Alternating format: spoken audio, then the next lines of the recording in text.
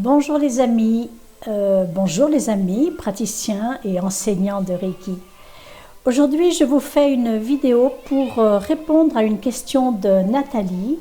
Nathalie qui m'a demandé si elle peut travailler sur 3 blessures en même temps, pas dans le même envoi, mais dans le même laps de temps, avec un envoi dédié à chaque blessure. Et elle demande combien de temps environ il faut travailler sur une blessure pour la voir disparaître.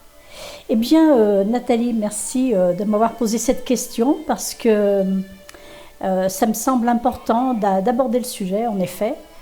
Lorsque tu as remarqué chez toi 3 blessures qui t'empêchent d'être toi-même, si ces blessures sont dues à un même événement, évidemment que tu peux les travailler toutes les 3 en même temps. Alors, effectivement, il faut les travailler quand même une par une, parce qu'il n'est pas dit que un même événement ait entraîné 3 blessures différentes, parce que comme je l'expliquais, chaque blessure, chaque événement en tout cas, peut générer un petit peu de chaque blessure en fait. Dans chaque événement, on peut remarquer une souffrance due à plusieurs blessures. Mais dans toutes ces blessures, il y en a quand même une qui émerge, une qui est plus importante que les autres et qu'il faut travailler en priorité. Alors évidemment, tu peux travailler, si tu as remarqué 3 blessures, tu peux travailler 3 blessures en même temps, l'une après l'autre, effectivement. Alors la question suivante, c'était combien de temps il faut travailler sur une blessure pour la voir disparaître? Eh bien, en réalité, ce n'est pas une question de disparition. Tu ne vas pas travailler sur tes blessures primordiales, tes blessures d'enfant, pour les voir disparaître. En fait, il ne s'agit pas de les faire disparaître, ces blessures, parce qu'elles ont vraiment eu lieu et elles ont laissé une trace en toi. Elles ont laissé une empreinte, elles ont laissé une mémoire cellulaire, une mémoire inconsciente, une mémoire mentale, une mémoire émotionnelle. Donc tu vois, au niveau de tout ce qui te compose, de l'être que tu es, Nathalie et tous les autres qui m'écoutent, la blessure aura laissé une empreinte partout, donc il ne s'agit pas de la voir disparaître parce qu'elle ne peut pas disparaître en réalité. Ce qu'il faut, c'est la guérir. Guérir une blessure va te permettre d'aller de l'avant, de tourner la page, d'écrire un nouveau chapitre de ta vie et de ne plus souffrir de l'événement passé. En fait, un événement passé a eu lieu à un moment donné de ta vie, à un moment donné de ton enfance. Et cet événement, tu l'as interprété quand tu étais enfant. Comme je l'expliquais, supposons, moi je vais reprendre mon exemple, j'ai été laissée à l'âge de 4 ans chez ma grand-mère à Barcelone. La caractéristique, c'est que ma mère était partie sans me prévenir qu'elle partait. Et je suis restée 1 an chez ma grand-mère, j'avais 4 ans, donc au bout d'un an, quand elle est revenue me chercher à l'âge de 5 ans, je ne la reconnaissais pas, c'est évident. La mémoire cellulaire de ma mère y était sûrement, mais la personne qui s'est présentée à moi, qui est venue me chercher, n'avait rien à voir avec ma mère, avec la mère dont éventuellement j'aurais pu me souvenir si je m'en étais souvenue. Eh bien, cet événement-là, l'événement qui a eu lieu, c'est la disparition de ma mère du jour au lendemain. J'aurais pu le vivre de différentes façons. J'aurais pu ressentir, percevoir au plus profond de moi que c'était un abandon. C'est ce que j'ai cru pendant longtemps.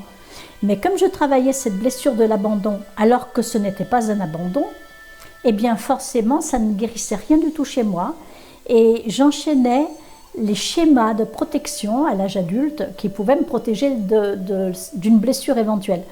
Sauf que un jour, il n'y a pas très longtemps, j'ai remarqué que ça ne pouvait pas être l'abandon parce que au fond, je n'ai jamais eu peur d'être abandonnée.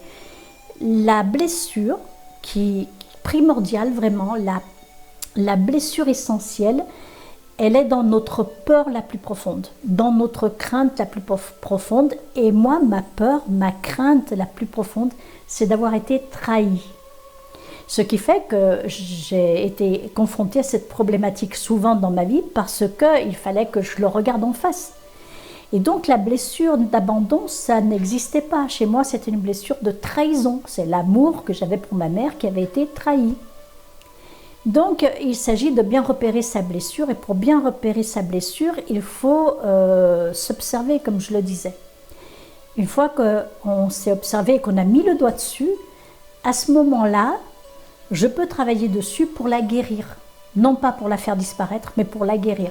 Il restera toujours une trace. Il restera toujours une trace, et tu le remarqueras lorsque de temps en temps, une petite peur viendra te titiller quelque part. Et là, tu remarqueras tout de suite, donc tu pourras y mettre un terme tout de suite à tes pensées, à tes émotions, parce que c'est comme ça que ça va se présenter. Ça va se présenter sous forme d'émotion, sous forme de pensée. Et là, tu pourras mettre un terme si elle a été guérie en disant non, mais il n'en est pas question. Je revois les mêmes schémas. Et le fait de revoir les mêmes schémas va te permettre de dire non, mais il n'est pas question que je retombe dans ce travers, parce que la blessure aura été guérie et non pas aura disparu. Parce que ça ne disparaît pas, il n'y a pas de raison.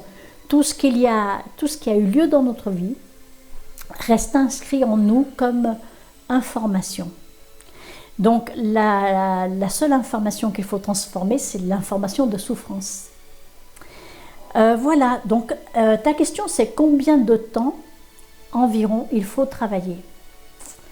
Eh bien ça, je ne peux pas te répondre à ce sujet. J'aurais pu te mettre une petite réponse écrite sous ta question sous la vidéo en commentaire, mais je trouvais plus intéressant d'en parler parce que répondre je ne sais pas, ça me paraît un peu léger. Je pense qu'il faut quand même que je développe un petit peu le pourquoi je ne sais pas. Je ne sais pas combien de temps il faut parce que chaque être humain est différent. Et là où si tu remarques ta blessure tout de suite et que tu travailles sur ta blessure tout de suite, tu vas mettre très peu de temps, ça va être très rapide. Mais comme on ne sait pas quels sont les enjeux qui se jouent, quelle chose s'est mise en place lors de cet événement primordial qui a déclenché chez nous cette blessure. Qu'est-ce qui s'est mis en place? On ne le sait pas vraiment. Et c'est pour ça que quelquefois on se trompe de blessure.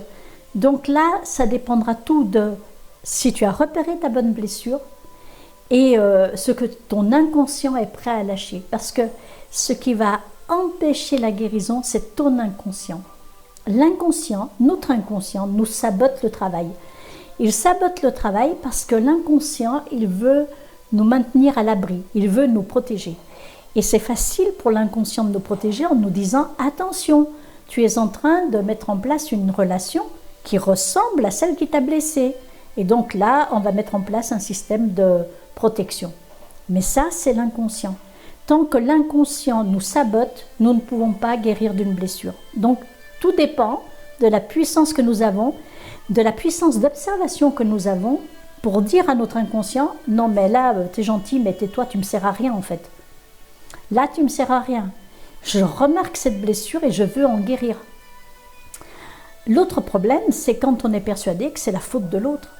Par exemple, moi, pendant longtemps, j'ai éprouvé de la rancœur vis-à-vis de ma mère, de la rancune.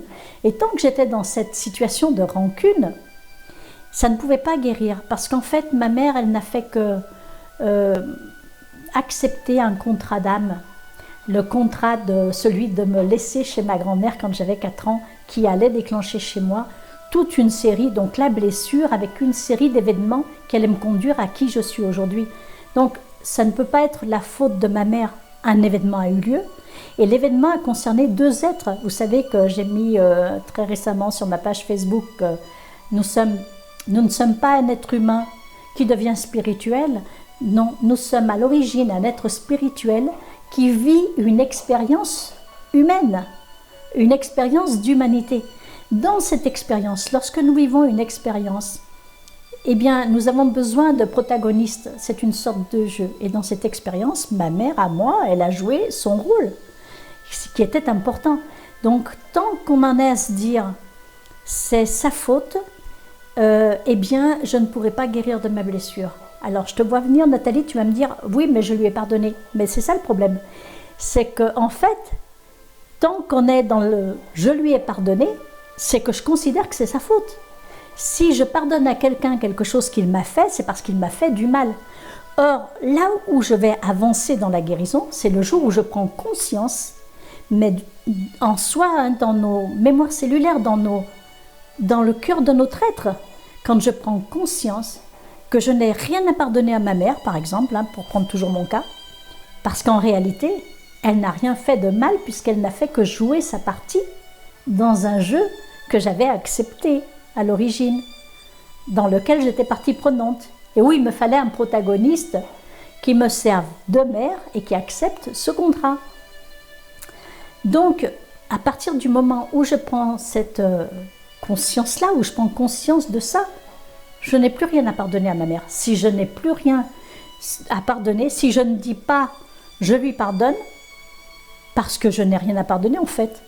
Elle a joué sa partie, la partie de son contrat. À ce moment-là, la guérison peut avoir lieu. Combien de temps ça va prendre? Ça dépendra de chacun d'entre nous et de la conscience que nous aurons de la situation. Et la conscience, je dis bien, c'est un vécu intérieur et non pas une connaissance intellectuelle. Parce qu'intellectuellement, nous le savons tous, sauf qu'il faut l'avoir vécu de l'intérieur, parce que de temps en temps, il y a quelque chose en nous qui nous dit « Oui, bien sûr, tu n'as rien à lui pardonner, mais quand même, elle t'a quand même laissé tomber comme une vieille chaussette sur un trottoir, par exemple. » Et non, c'était quelque chose que je lui avais demandé à l'avance de faire pour moi, parce qu'il fallait que j'aie une mission de vie qui devait partir de cette base-là.